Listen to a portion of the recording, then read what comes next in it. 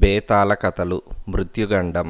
పట్టువదలని విక్రమార్కుడు చెట్టు వద్దకి తిరిగి వెళ్ళి చెట్టుపై నుంచి శవాన్ని దించి భుజాన వేసుకొని ఎప్పటిలాగే మౌనంగా శ్మశానం కేసి నడవసాగాడు.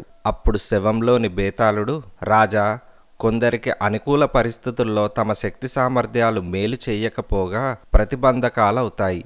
నీవు అలాంటి కారణాల వల్లనే ఈ అర్ధరాత్రి వేళ ఇంత శ్రమపడుతున్నావని నా నమ్మకం. పరులకు ఉపకారం చేయబోయి నీలాగే చిక్కుల పాలైన రామశాస్త్రి అనే జ్యోతిష్కుడి కథ చెబుతాను, శ్రమ తెలియకుండా విను అంటూ బేతాళుడు ఇలా చెప్పసాగాడు. పుష్కర నగరంలో రామశాస్త్రి అనే గొప్ప జ్యోతిష్య శాస్త్ర పండితుడుండేవాడు. ఆయన చెప్పిన మాట అక్షరాలా జరిగిపోతుందని అంతా చెప్పుకునేవారు. రామశాస్త్రి ఖ్యాతి క్రమంగా రాజు దాకా పోయింది. రాజు రామశాస్త్రికి కబురు పెట్టాడు. మహారాజు వినయసేనుడికి 60 ఏళ్లు నిండాయి. అప్పటికీ ఆయన దృఢంగా ఆరోగ్యంగానే ఉన్నాడు. ఆయనకు లేక లేక కలిగిన వాడు సూర్యసేనుడు. ఇప్పుడు అతడి వయస్సు 20 సంవత్సరాలు. కొడుక్కు పట్టాభిషేకం చేసి తాను విశ్రాంతి తీసుకోవాలని రాజు ఆలోచన. కానీ రాజుకు 100 ఏళ్ల ఆయుర్దాయం ఉన్నదని ఆస్థాన జ్యోతిష్కులు అభిప్రాయపడుతున్నారు. అయితే వినయసేనుడికి ఇటీవలనే ఒక కొత్త విషయం తెలిసింది. యువరాజు సూర్యసేనుడికి విలాస జీవితం పైన మోజుగా ఉంటుంది. అతడికి ఇప్పట్లో రాజ్యభారం వహించాలని లేదు. అందువల్ల అతడు ఆస్థాన జ్యోతిష్కులపై ఒత్తిడి తీసుకువచ్చి తనకు కావాల్సిన విధంగా తండ్రికి చెప్పించాడు. ఈ పరిస్థితుల్లో జ్యోతిష్కులను నమ్మాలో నమ్మకూడదో రాజుకు తెలియడం లేదు. ఈ సమయంలో ఆయనకు రామశాస్త్రి గురించి తెలిసింది. వినయసేనుడు తన పరిస్థితిని రామశాస్త్రికి చెప్పి, పండితవర్య, ఎటువంటి ప్రలోభాలకు గురికాకుండా మీరు మా ఇద్దరి జాతకాలను పరిశీలించి సత్యం చెప్పవలసి ఉన్నది అని రాజు అన్నాడు. రామశాస్త్రి అందుకు అంగీకరించి ముందుగా రాజు వినయసేనుడి జాతకాన్ని పరిశీలించాడు. తర్వాత సూర్యసేనుడి జాతకాన్ని చూసి రాజుతో, మహాప్రభో, ఇది చాలా చిత్రంగా ఉన్నది. ఈరోజే తమ చిరంజీవికి వివాహం జరగనున్నది. అది ఒక కోయ యువతితో. ముహూర్త సమయం సరిగ్గా అర్ధరాత్రి అని రామశాస్త్రి అన్నాడు. వినయసేనుడు కంగారు పడి, చిరంజీవి నగరంలో విలాసాలు మరిగాడని 4 రోజుల క్రితం అరణ్యానికి వేటకు పంపాను. మీరు చెప్పేది నిజమైతే ఈ వివాహాన్ని తప్పక ఆపవలసి ఉన్నది అని రాజు అన్నాడు. అందుకు రామశాస్త్రి, తక్షణమే ప్రయత్నించండి ప్రభు అని అన్నాడు. రాజు స్వయంగా అరణ్యానికి బయలుదేరాడు. అయితే ప్రయాణానికి ఎన్నో అవాంతరాలు కలిగాయి. దారిలో ఒకచోట బందిపోటు దొంగలను ఎదుర్కోవలసి వచ్చింది. హఠాత్తుగా గుర్రం జబ్బుపడింది. ఈ కారణాల వల్ల రాజు అర్ధరాత్రి సమయం దాటిన తర్వాతే యువరాజును కలుసుకోగలిగాడు. అప్పటికే ఒక కోయ పిల్లతో యువరాజుకు వివాహం జరిగిపోయింది. ఆ రాజవంశం వివాహ వ్యవస్థను ఎంతగానో గౌరవిస్తుంది. వివాహం జరిగిపోయింది కాబట్టి వినయసేనుడికి ఆ కోయ పిల్లను కోడలుగాను భావి మహారాణిగాను అంగీకరించక తప్పదు. తన వివాహం గురించి ముందుగా తండ్రికి ఎలా తెలిసిందని సూర్యసేనుడు ఆశ్చర్యపడ్డాడు. సేవకులు అతడికి రామశాస్త్రి గురించి చెప్పారు. అతడు రాజధాని చేరుతూనే రామశాస్త్రిని కలుసుకొని, మీ ప్రతిభ గురించి విన్నాను. నా మీద ఇప్పట్లో రాజ్యభారం పడకుండా చూడవలసిన బాధ్యత మీది. ఇందుకు ప్రతిఫలంగా మీకు పుష్కలంగా ధనం ఇచ్చుకోగలను అని సూర్యసేనుడు అన్నాడు.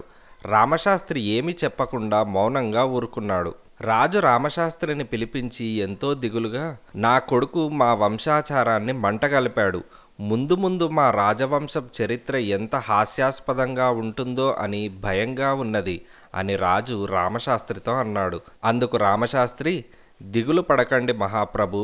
మీ కోడలు అచిరకాలంలోనే రాజమర్యాదలన్నీ వంట పట్టించుకోగలదు. ఆమె కారణంగానే మీ చిరంజీవి మీ వంశానికి గొప్ప కీర్తి తీసుకురాగలడు.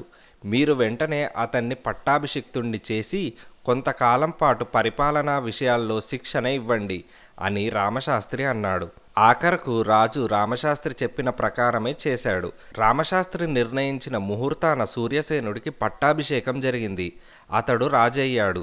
రాజు కాగానే సూర్యసేనుడు రామశాస్త్రిని పిలిపించి, వివాహం కాగానే నేను కొంతకాలం హాయిగా వినోదయాత్రలు చేస్తూ కాలం గడపాలనుకున్నాను. నీ కారణంగా నాకా అవకాశం లేకుండా పోయింది. ఇందుకు నీ సంజాయిషీ ఏమిటి అని సూర్యసేనుడు రామశాస్త్రిని అడిగాడు. అందుకు రామశాస్త్రి, మీ తండ్రికి 1 సంవత్సరంలో ఆయువు తీరనున్నది. సింహాసనం మీద ఉండగా కొంతకాలమైనా మీకు ఆయన సలహా లభిస్తుందని అలా చేశాను అని రామశాస్త్రి అన్నాడు. సూర్యసేనుడు కోపంగా, అన్నీ మీరు చెప్పినట్లే జరగడానికి మీరేమైనా భగవంతుడా? మీ మూర్ఖత్వం కారణంగా నా జీవితం సంతోషానికి దూరమైంది. మీకు అదే గతి పట్టిస్తాను అంటూ సూర్యసేనుడు రామశాస్త్రికి కారాగార శిక్ష విధించాడు. ఈ విషయమై తండ్రి వినయసేనుడు ఎంత చెప్పినా రాజు వినలేదు. అప్పుడు వినయసేనుడు కారాగారానికి పోయి రామశాస్త్రిని కలుసుకొని, తలుచుకుంటే నేనిప్పుడు మిమ్మల్ని విడిపించగలను, కానీ చిరంజీవి నొచ్చుకుంటాడు, నన్నేం చేయమంటారు అని వినయసేనుడు రామశాస్త్రిని అడిగాడు. అందుకు రామశాస్త్రి, ప్రభు, ఈ సమయంలో నాకు కారాగార యోగం ఉన్నది. రాజాశ్రయం వల్ల ఆ బాధ తొలగిపోతుందనుకున్నాను. నా గురించి మీరు విచారించకండి. త్వరలోనే మీకు మృత్యుగండం ఉన్నది. ఈ విషయమై తగు జాగ్రత్తలో ఉండండి అని రామశాస్త్రి వినయసేనుడికి హెచ్చరించాడు. వినయసేనుడు కుమారుణ్ణి కలుసుకొని, నీ ధోరణి నాకేమీ నచ్చట్లేదు. రామశాస్త్రి మహాపండితుడు. ఆయన నీ వివాహకాలం గురించి చెబితేనే దాన్ని ఆపడానికి నేను బయలుదేరి అరణ్యానికి వచ్చాను. నీ భార్య కారణంగా మన వంశానికి గొప్ప పేరు వస్తుందని ఆయనే చెప్పాడు. అందువల్లనే కోడలంటే నాకు చాలా అభిమానం. ఇప్పుడు నాకు మృత్యుగండం ఉన్నదని నిన్ను పట్టాభిషిక్తుణ్ణి చేయమన్నాడు. ఆయన జ్యోతిష్య శాస్త్రాన్ని నమ్ముకున్నాడు తప్పితే చేసిన తప్పేమీ లేదు అని వినయసేనుడు సూర్యసేనుడితో అన్నాడు. తండ్రి మాటలకు సూర్యసేనుడు, నేను జ్యోతిష్యాన్ని నమ్మను. ఆయన గొప్పతనం రుజువైతే తప్పక ఆయన్ని వదిలిపెడతాను. రుజువు కాని పక్షంలో ఆయన్ని శాశ్వతంగా కారాగారంలో ఉంచుతాను అని తండ్రికి ప్రత్యేకమైన రక్షణ ఏర్పాట్లన్నీ చేశాడు. కొద్ది రోజుల తర్వాత రామశాస్త్రి చెప్పిన మృత్యుగండపు దినం రానే వచ్చింది. ఆ రోజు వినయసేనుడు గది నుండి కదలకుండా ఏర్పాట్లు జరిగాయి. సూర్యసేనుడే ఆయన పక్కన కూర్చున్నాడు.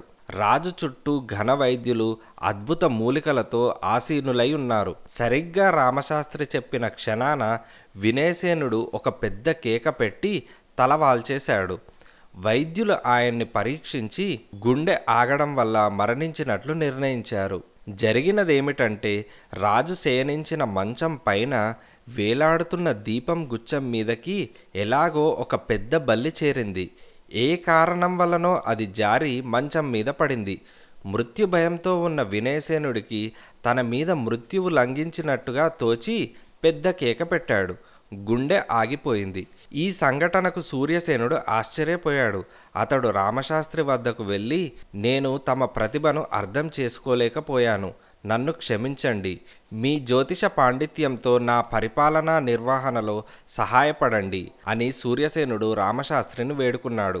ఆ మాటలకు రామశాస్త్రి నవ్వి, మహారాజా, జ్యోతిష్య శాస్త్రం పట్ల మీకు కలిగిన అభిమానానికి ఆనందిస్తున్నాను. కానీ జ్యోతిష్య పండితుడిగా మీకు రాజ్య వ్యవహారాల్లో సహాయం చేయగల శక్తి నాకు లేదు, క్షమించండి అని రామశాస్త్రి రాజు దగ్గర సెలవు తీసుకొని వెళ్ళిపోయాడు.